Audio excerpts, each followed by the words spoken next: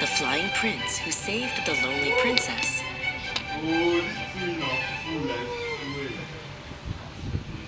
What's the word now? The origin of the In Bedford Town, where Oose's waters flow, Prince Ravi flew where common birds would go. Ecstatic leaps through spacious clouds of blue, an exhilarated lad with a heart so true. He rode the current, energetic and enthusiastic. His erratic dives were truly quite fantastic. Look at the sky, Beta, he'd cry with a flare as he danced like a ribbon through the Bedfordshire air. King Amrit watched his son with pride so deep, while Bedford's secrets in the ripples sleep. To maintain such grace is an exemplary feat. Your competence in flight is truly quite sweet. The king showed competence and a gentle hand as he helped his son demonstrate flight to the land. A demonstration of spirit, the king told the crowd, while Ravi did loop-de-loops, laughing out loud. Queen Rupal's wisdom would compliment the pair, with a compliment for Ravi and a flower for his hair. Her style was distinguished, a beauty so rare, akin to the sunrise, reminiscent of prayer. You distinguish our name, Mera Pyara, she'd say, and vice versa, you brighten our every day. The queen and the prince shared a smile and a hug, as snug as a beetle inside of a rug. But north of the river, in a hangar so vast, King Mali the Horrid cast a shadow so ghastly. A notorious villain, abysmal and sour, with a rotten disposition and a craving for power. His laws were atrocious, his temper was rotten, kindness and mercy were entirely forgotten. It's out of the question, it's out of bounds, he'd scream as he paced through his vandalized grounds.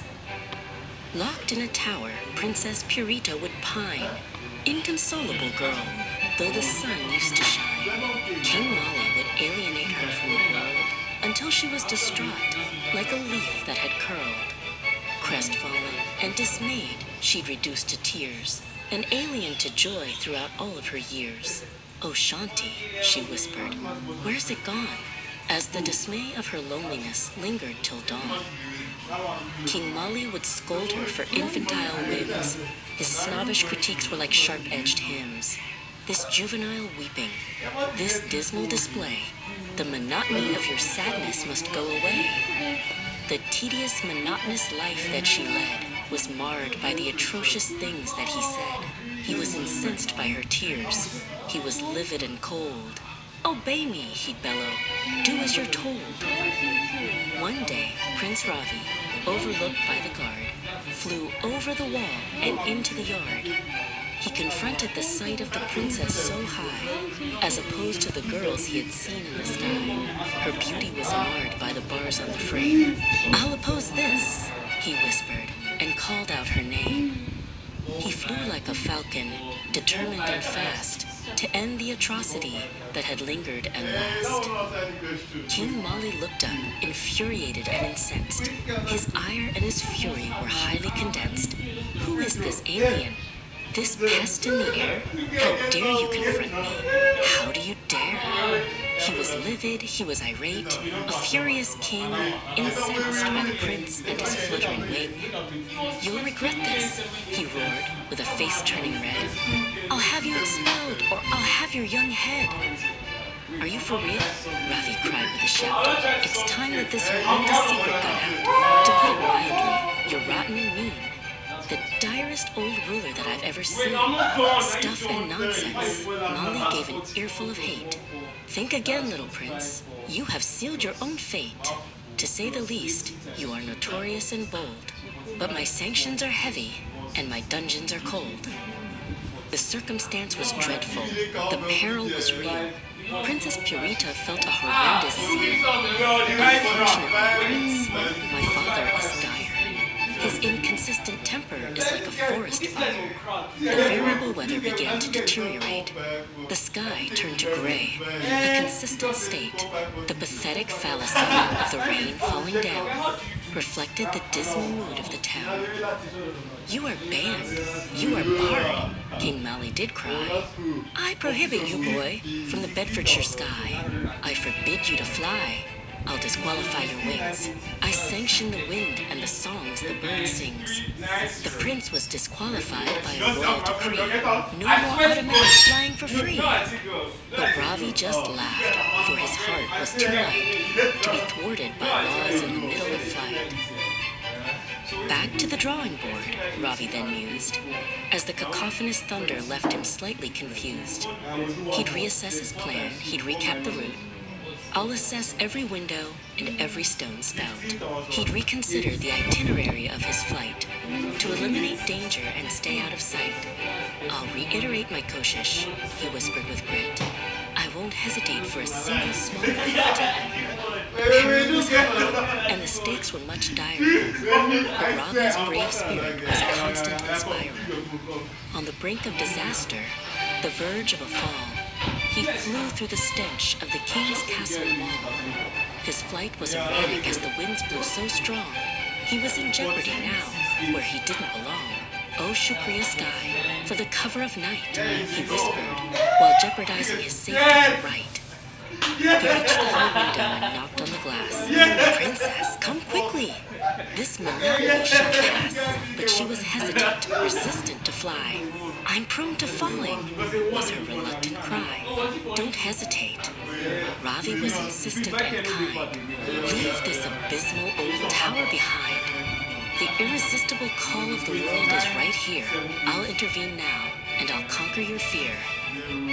Not so fast, yelled Molly, his plan backfiring fast. He tried to sabotage the prince's flight at the last. His automatic trap had a malfunction or two, and wrecked the whole tower to Molly's own roof. It's a wreck, Molly screamed as the gears ground to halt. This atrocious sabotage is all of your fault. The manual lever snapped off in his hand as his rotten old gadgets fell into the sand.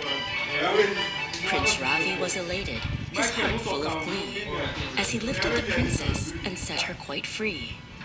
We'll right a wrong now, he cried with a cheer. The light at the end of the tunnel is near. The tower was a thing of the past, far below, as they soared where the scent of the lilies would grow. Purita was elate. She was ecstatic and bold, finding Himad, courage, she didn't know she could hold. They flew over Bedford, the embankment so grand, over bridges and steeples and well-watered land. The incessant rain stopped, the relentless wind ceased, and Purita felt her long dismay was released. Don't relent, she laughed as they dipped near the ooze. There's too much exhilarating beauty to lose. It wasn't to no avail, this brave, relentless flight, as they bathed in the scent of the blossoming night. Back at the castle, King Mali was expelled by a crowd of the citizens whose anger had swelled. His demise was quite gradual, then suddenly fast, as his former power became part of the past. He was forced to resign. His rule was revoked by the very same people he'd incensed and provoked. It's a U-turn of fate, the people all cried, as Mali was barred from the kingdom inside. Ravi and Purita began to collaborate to build a new Bedford, a kingdom so great. No more alienation, the princess declared. A sufficient amount of our love shall be shared. They were tolerant, lenient, and distinguished in grace, bringing smiles and joy to each citizen's face. Your competence, Ravi said, is adequate plus, and yours, she replied, is superior to us. Fortunately, the years began to gradually wane, but never did Purita feel lonely again. They'd long for the sky and they'd long for the sun, rather than hiding until the day's done. Furthermore, King Amrit and Queen Rupa were glad to see such a shabash, well done, result for their lad. From Bedford to Cardington, the story is told of the flying prince and the princess so bold.